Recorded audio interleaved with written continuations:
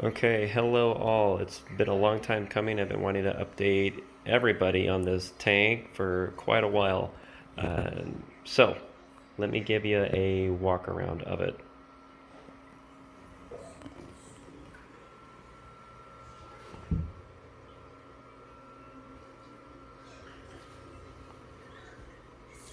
So, some of the smaller updates I've provided on other social media channels. We've recently added quite a bit of SPS corals to what I like to call the Grotto, which is this rock sculpture. Most of this has actually been cemented into place. What we ended up adding was this kind of balcony of sorts. So you'll end up seeing kind of, let's see, over here is where it was cemented into the archway, and then that's connected over to this area over here. Now, that allowed me to be able to put quite a few more corals. So some nice collector stuff that's starting to finally be able to take off and encrust onto the rock work.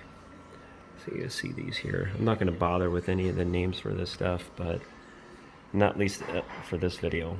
But way you guys can end up just kind of enjoying what you're seeing. So all the fish have been doing really well. The Achilles tang is still chased and does a little bit of the chasing with the gold rim tang that's in here. You see that one down over here. There's a few extra rocks that are in the tank right now. Naming this one as I try to reshuffle our coral quarantine, which is upstairs, until some of that rock work goes to our client. You'll end up seeing some of the mushrooms that are starting to be able to really take off. They're going to end up splitting. This one is one of our Recordia Yumas. Some bubbles are actually forming because this tank gets hit with a lot of blue light overnight. So we never turn off the lights on this tank. So the affiliate garden will end up filling out this area here. We did lose a couple of them because we had some peppermint shrimps that were in this tank and other places in the past, and I will never deal with those ever again. They're nasty little suckers. They'll eat whatever they want, and then you get rid of them. So this is one of my favorite views as we get the entire length of the tank. Now the MP40 that's over here, the only way that this gets installed on the 6-foot tank is that we do provide extension cables that plug in. It's actually I'll show you here. So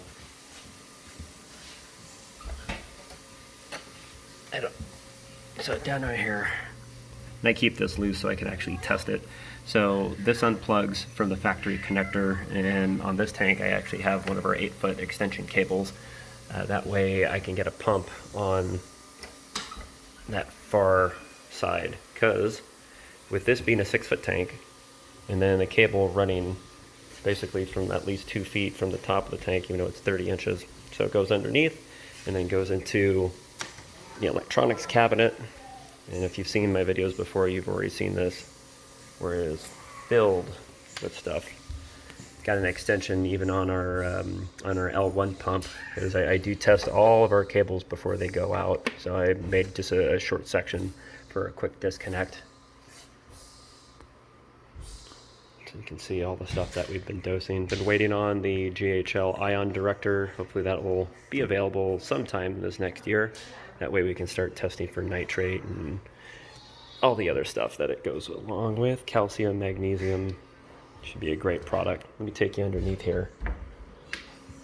So I try to keep the sump as tidy as possible. So overflow reservoir for the skimmate. This Nio skimmer has been working beautifully. I do have in this phosphand reactor that you see here, this is a CO2 absorbing media. That way we can try to boost the pH a little bit.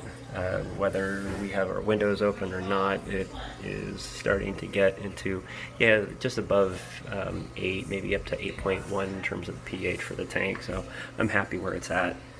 So the reactors have been working nicely here. So I run carbon as well as GFO. You're gonna end up seeing the biopellet reactors down here in the back. So the dosing lines, which I've shown you guys before. So right now it's just dripping on the top off. So I just have a gravity feed from our reservoirs that we have in the garage. So down underneath here, you're going to end up having a GHL. This is an optical sensor, so if that water level drops, it will start adding the water to the tank. So no more top off reservoir, which is inside the house. That's outside off our 200-gallon ROD I set up. So this is an Eheim 300-watt inline heater. I really didn't want to put this anywhere else in the tank, so I said, what the heck, I'll try to design something where I can have that inline. It's been working really well.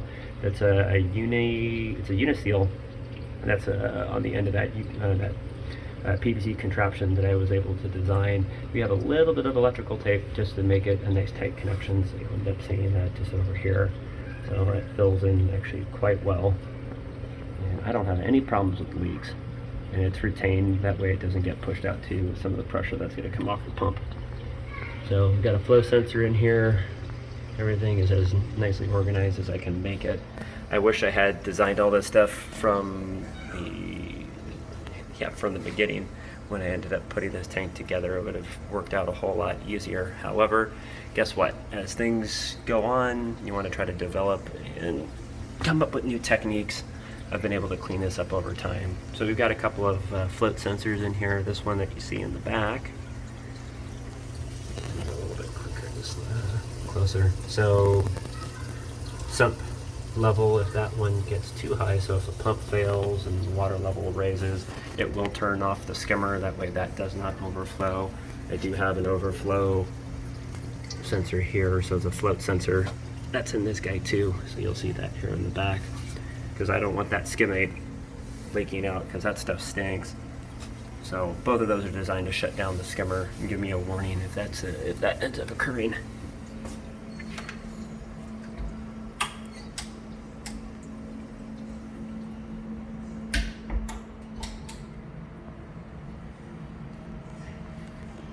So our Moorish idol that you see here is Gil. Get to see him on a day where he's got a little bit of length on his streamer. Sometimes that will actually extend out quite a bit, several more inches, but hey, guess what? When he swims around, some of the other fish like to nip at it, so it's never going to get all that long. So if I can get a view here, so we've got one of our Leopard Grasses right down here. So this wrasse, as well as the other one, which is our pintail, there you see them. Both of these fish went through our normal quarantine process. So for the wrasses, we run them through copper power at a therapeutic level of 2 parts per million, and they're run through that for at least a couple of weeks. So just the same process as all the other fish, or we use cupramine if it's not a wrasse. So we get a better view here of the garden, and we're going to end up filling this up with a few more frog spawn and maybe some torch corals over in this area. So you can end up seeing the OG Bounce from WWC, and a buddy of mine that provided me with a pretty good deal on these guys. So they split almost immediately as it was kind of pressed on the corner of a frag, and now I have 2. So at some point these will be available, just like with all the other corals that are in this tank from my private collection. They'll be available on the website through AquaLifeStudio.com. So some of these colors don't show up quite the way that I would like to, because I don't have any filters right now on this camera. I gotta take my word for it that the colors in this tank, they pop even under this lighting. Right now this is the AB Plus program from Ecotech Marine, what they have for the Radion lights that you end up seeing up here. So I just have the trio of them. So this SPS is probably the longest running one in the tank. As you can see, it has been taking off quite nicely. Spread out first, and now it's spreading towards the heavens.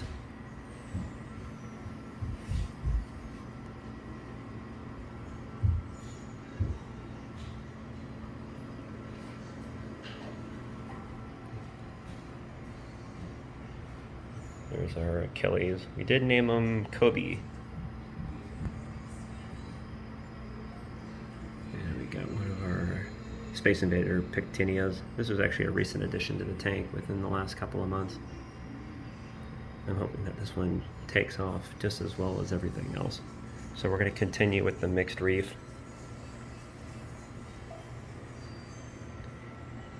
As challenging as it is, it's very rewarding. There's a lot of different corals in this tank. Soft, you see with like the zoas and pallies, of course the Euphyllia, which are some of my favorite mushroom corals, and the SPS. So most of the acros and the like are going to be up here where most of the light is. Higher flow, obviously. So I've got 3 MP40s on this tank. The one that you see here, back over here between the reservoir and the glass, which is a narrow corridor, but it fits. There's a Royal Grandma. We've got our one of our 2 blue reef chromis.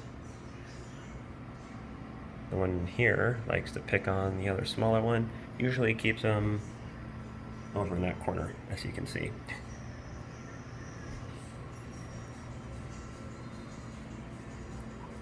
One of my favorite little crabs. This is a blue-legged or blue knuckle hermit crab. He's shy.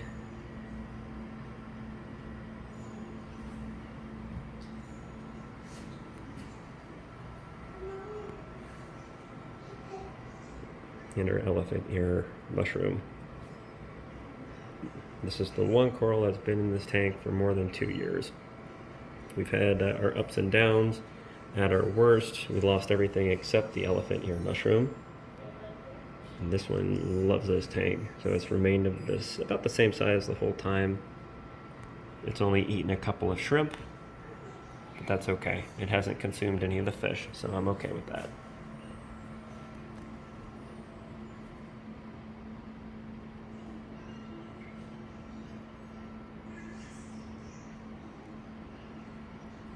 So anyway, I've probably gone on long enough with this video. I'll try to provide everybody with a few more updates. We are moving forward with our regular business operations, so doing more servicing, tank setups. Just want to be able to share my passion for this hobby with the world, and I get rewarded with seeing a lot of happy fish and happy owners. So if you're curious about anything, feel free to ask. My time is essentially free for anybody that is curious. I love spreading whatever knowledge I have. I don't have a ton, but for what I do know, I will share it. So anyway, thanks for tuning in. Hope everybody's doing great out there. Have a good one. Bye.